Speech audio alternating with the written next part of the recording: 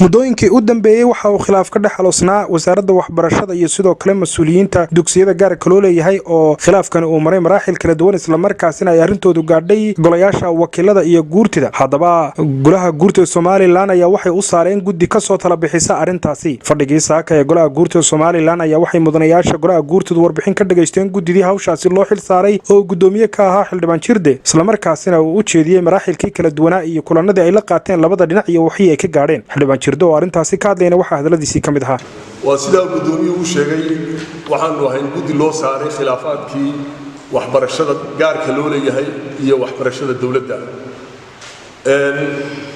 annagoo muhiimadda siinayna sida uu gudoomiyuhu yiri waxaanu u yeedhnay labadii dhinacba oo waliba uu wasiirku hogaaminayo wasiirkan priority-ga siina waxaan wasiir maada noo warramay mise iyaga noo warramaya wuxuu yiri wasiirku iyaga horta waraysta waa sax waanu isla qaadanay guddidii waxbarashada gaarka loo leeyahay waanu aragnay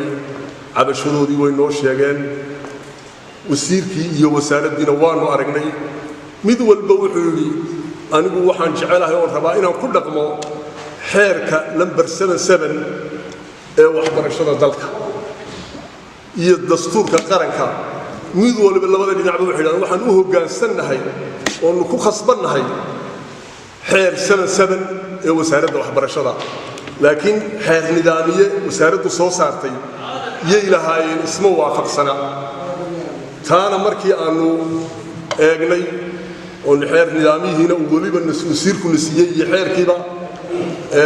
oo guddi ahaan ku falanqaynay. dhankiisa xogayaha guud ee golaha guurtida Soomaaliland garyaqaan Cabdinaasir Aadan Beegsi ayaa isagu halka mudanayaasha ka hor akhriyay go'aamadii ay ka soo saareen khilaafkaasi ka dhex aloosnaa wasaaradda waxbarashada iyo mas'uuliyiinta dugsiyada gaarka loo leeyahay ayaa waxa uu sheegay in ay qayb ka tahay siyaasadii waxbarashada qaranka ay ku shaqayn lahayd wasaaradda waxbarashada oo aan la horkeenin baarlamaanka Soomaaliland si ay waajibaadkooda uga gutaan. sidoo kale waxa uu xogayuhu sheegay in xeer nidaamiyaha uu wasiirka wasaaradda waxbarashada uu rabo inuu ku dhaqo dugsiyada gaarka loo leeyahay uu khilaafsan yahay dastuurka iyo sidoo kale xeerka waxbarashada qaranka Soomaaliland. garyaqaan Cabdinaasir Aadan Beegsi xogayaha guud ee golaha guurtida Soomaaliland oo mudanayaasha u jeedinaya bayaankii ay ka soo saareen khilaafkii ka dhaxaloosnaa wasaaradda waxbarashada iyo sidoo kale mas'uuliyiinta dugsiyada gaarka loo leeyahay ayaa waxa hadaladiisii kamid ahaa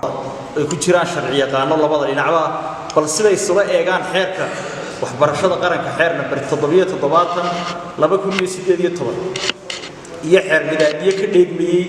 xeerka oo wasiirku soo saaray iyo dastuurku bal wixii uu ka qabay inay soo noqdaan markii aanu fariisanay kulankayagii koowaad markaanu aragnay qoraalka ay loo soo gudbiyeen labada dhinacba ee ay ku bixiyeen caddaynta inay qodobadaasi dhinacaasi ay isla yihiin ay ka waafaqsan yihiin xeerka 77 iyo sidoo u khilaafsan yihiin xeer nidaamiyaha uu wasiirku soo saaray markaanu aragnay in muranka u dhaxeeya wasaaradda iyo dugsiyada gaarka loo leeyahay inuu salka ku hayo xeer nidaamiyaha iyo arrin deeq waxbarasho oo dalka lagu caawiyay markaanu aragnay qodobada xeerka waxbarashada qaranka oo ka gudbiga waa xeerkii baarlamaanku ansixiyay wasiirku uu sheegay xeerka wixii ku jira ayuu ba sharciya qodobka 136 farqadiisa koowaad iyo labaad qodobka 118 qodobka 8aad farqadiisa koowaad iyo labaad qodobka 132 farqadiisa labaad qodobka 137 iyo qodobka 122 qodobka 25aad ka 4aad qodobka 7aad ka 5aad iyo ka 28aad waa xeerkii waxbarashada qaranka ee baarlamaanka ansixiyay waana ka gudbiga way wasaaradda ku shaqeysa wasiirkana inuu ku ixtiraamo waxaan isla eegnay inuu noo soo gudbiyay labada dhinacba wasiirkuna ugu dardaaray bal xeer nidaamiyahana inaanu eegno qodobka 4aad 5aad 23aad 17aad 3aad 10aad 11aad 16aad iyo 24aad waa qodobada xeer nidaamiyaha guddidu markay isla eegtay labada iyo farsamo yaqaanadii nala fadhiyay markii aanu isla akhrinay qodobada labada dhanba eegnayna wasiirku labadii buugay uu noo keenay buugii xeerka waxbarashada iyo kii xeer nidaamiyaha waxa nooga soo baxday inay iskhilaafsan yihiin xeer nidaamiyuhu khilaafsan yahay xeerkii baarlamaanka xeerka wasiirku soo saaray inuu khilaafsan yahay xeerkii waxbarashada qaranka guud ahaanna waxaan soo jeedinay markaa golahan oo soo bandhigaynaa wixii aan soo aragnay kow in xeer nidaamyaha wasiirku soo saaray khilaafsan yahay xeerka waxbarashada qaranka xeer number 77 2018 kana hor imanayo ujeedada ku xusan qodobka 15 ee dastuurka qaranka jamhuuriyadda Soomaaliland xeer nidaamyuhu dastuurka iyo xeerka waxbarashada uu ka hor imanaya sida ku cad qodobka 173 ee xeerka waxbarashada qaranka wuxuu leeyahay waxa la laalay dhammaan wareegtooyinka xeerarka dhaqangalka wargelinada iyo awaamirta ka soo horjeeda xeerka waxbarashada qaranka wasiirkuna waa ku yiri waan ku shaqeynaya hadduu xeer nidaamyuhu ka soo horjeedo xeerka waxbarashada waanu ka soo horjeedaa xeerka nidaamyuhu xeerka waxbarashada laba in ruqsadda diiwaangelinta sanadlaha ah ee xeer nidaamyuhu jideynaya wasiirku soo saaray aanay waafaqsanayn xeerka waxbarashada qaranka xeer number 77 2018 kuna qeexnayn eray bixinta ku xusan qodobka labaad xeerka waxbarashada qodobkiisa labaad wuxuu sheegayaa eray biximaha ku xusan ee xeerka loo raacayo kuma xusna xeerka waxbarashada ee qeexida ruqsad sanadli waana inuu guriyaa wasiirku markaa qodobkiisa hore hadii ilaahay mar hadduu ka hor imanayo xeerka weynaayo xeer number 77 in dhammaan deeqaha waxbarasho